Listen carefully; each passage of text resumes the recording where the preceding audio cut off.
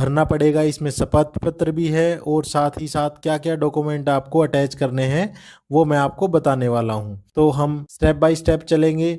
तो सबसे पहले जो ये आप फॉर्म देख रहे हैं ये आप किसी भी अपने व्हाट्सएप ग्रुप में या अपने कंपनी में या सीपीसी कैंटीन में इसे कहीं से भी आप प्राप्त कर सकते हैं। तो इसे आप प्राप्त करने के बाद इसे आपको भरना है। तो हम स्टेप बाय स्टेप देखेंगे कि इसको कैसे भरना है। तो सबसे पहले दिया हुआ है आवेदक का नाम। आवेदक का क्या नाम है? आवेदक का नाम है विकास कुमार।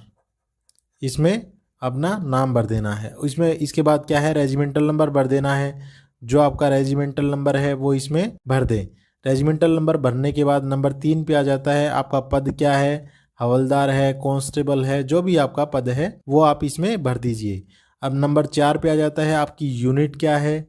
जो आपकी यूनिट है 23 है, 24 है, जो भी आपकी यूनिट है वो आप इसमें भर दीजिए। और नंबर 5 पे आ जाता है कि आप एम्प्लॉय हैं या रिटायर हो चुके हैं।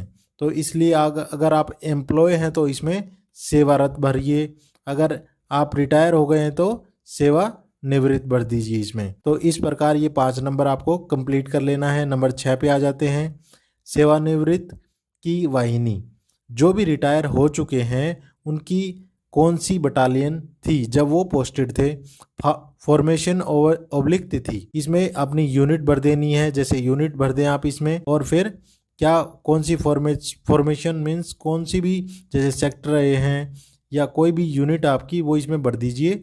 और कौन सी डेट को आप क्या है रिटायर हुए हैं तो वो आपको इसमें मेंशन कर देनी है।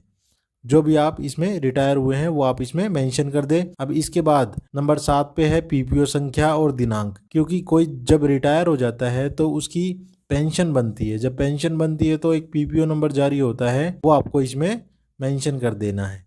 ठीक है, इसमें क्या आ जाएगा, पीपीओ नंबर आ जाएगा और डेट आ जाएगी। इसके बाद 8 नंबर पे है सेवानिवृत्त पहचान पत्र संख्या। जो रिटायर हो चुके हैं उनको एक पहचान पत्र मिलता है, उसमें आपको ये संख्या भर देनी है। जो भी है वो आप इसमें भर दीजिए। ये रिटायरमेंट से रिलेटेड है। आप देखेंगे मोस्टली 6, 7 और 8 ये रिटायरमेंट जो कर्मी हो चुके हैं उनसे रिलेटेड हैं। अगर कोई सेवारत है तो वो इसे न भरे, इसे डैश छोड़ दे। अब नंबर 9 पे आ जाते हैं स्थायी पता क्या है, परमानेंट एड्रेस क्या है। अब लोगों का क्या होता है, परमानेंट और वर्तमान एड्रेस ये अलग अलग होता है। क्योंकि स्थायी एड्रेस में जो इंडिविजुअल का स्थायी निवास जहाँ पे वो रहता है, ठीक है, वो स्थायी निवास में आ जाएगा। जैसे वो किसी भी डिस्ट्रिक्ट का है, आप ले लीजिए मुरादाबाद,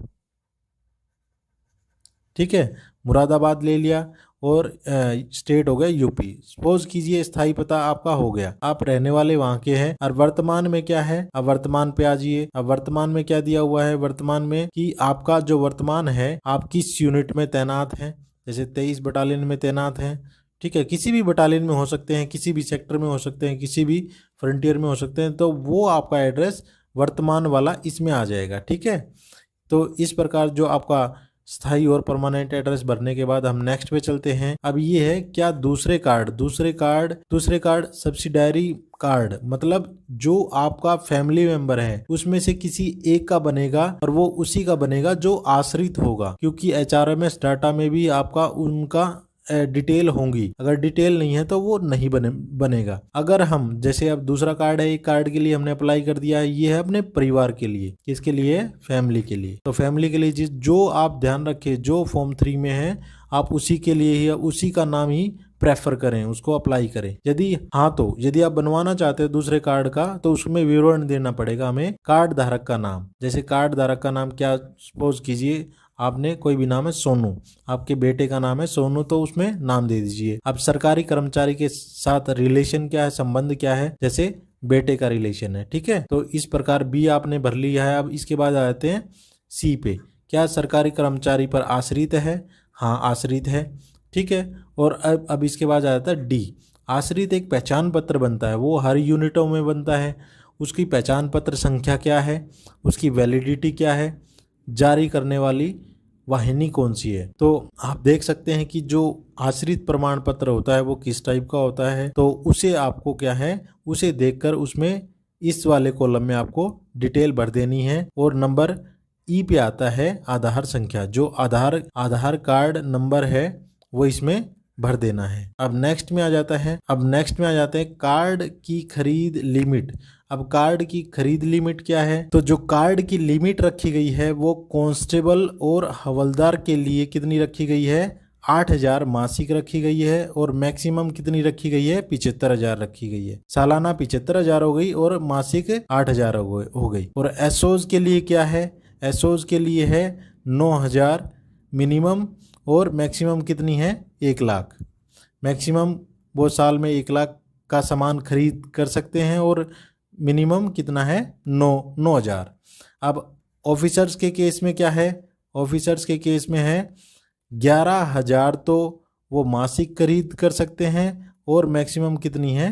मैक्सिमम 1,00,000 वो एनुअली खरीद कर सकते हैं। तो जो आप देख लीजिए आपका रैंक क्या है। जैसे कांस्टेबल रैंक है तो प्रथम कार्ड की भी कितनी हो जाएगी?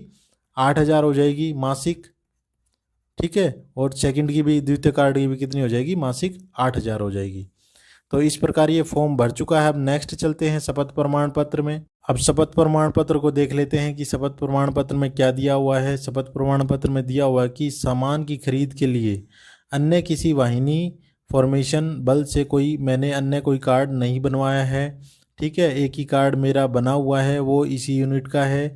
यदि मेरे द्वारा कोई गलत जानकारी दी जाती है या अन्य कार्ड बनवाया जाता है तो मेरे विरुद्ध विभागीय कार्रवाई की जाए।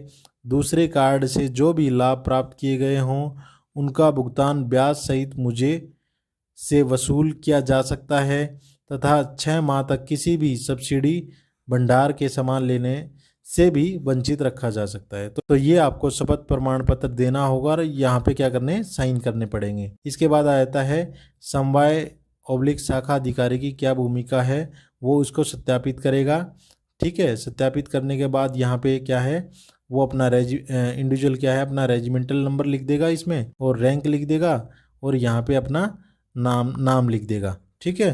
नाम लिखने के बाद और यूनिट लिख देगा जो भी यूनिट है, और बल भारतीय सीमा पुलिस बल का विवरण सेवा अभिलेख में मिलान किया वह सही पाया गया। साथ ही कर्मी का द्वारा आवेदन द्वितीय कार्ड आवेदक का विवरण भी सेवा EHRMS से मिलान किया गया एवं सही पाया गया। तो आप जो द्वितीय कार्ड है, सेकंड कार्ड है, उसी का अप्लाई करें जो आप पर आश्रित है और HRMS में अपडेट है, ठीक है। अदरवाइज क्या होगा, आपका जो फॉर्म है वो रिजेक्ट हो जाएगा, ठीक है। यहाँ पे फिर क्या करता है, अर्जुडेंट अपने साइन कर देता है और यहाँ पे फिर कार्यालय अध्यक्ष अपने साइन कर देता है, ठीक है। इसके बाद आता है कि क्या क्या ऐसे डॉक्यूमेंट है जो आपको अटैच करने हैं, इस फॉर्म के साथ अटैच करने हैं, ठीक है। ये आपको विशेष ध्यान रखना है, अदरवाइज आपका कैंटीन कार्ड जो है वो रिजेक्ट हो सकता है। अब पहला है क्या है, पहचान पत्र, जो आपका आई कार्ड है उसकी कॉपी लग जाएगी। इसके बाद नंबर 2 पे है आधार कार्ड, ठीक है, आधार कार्ड की कॉपी लग जाएगी। और नंबर 3 पे है पीपीओ कार्ड,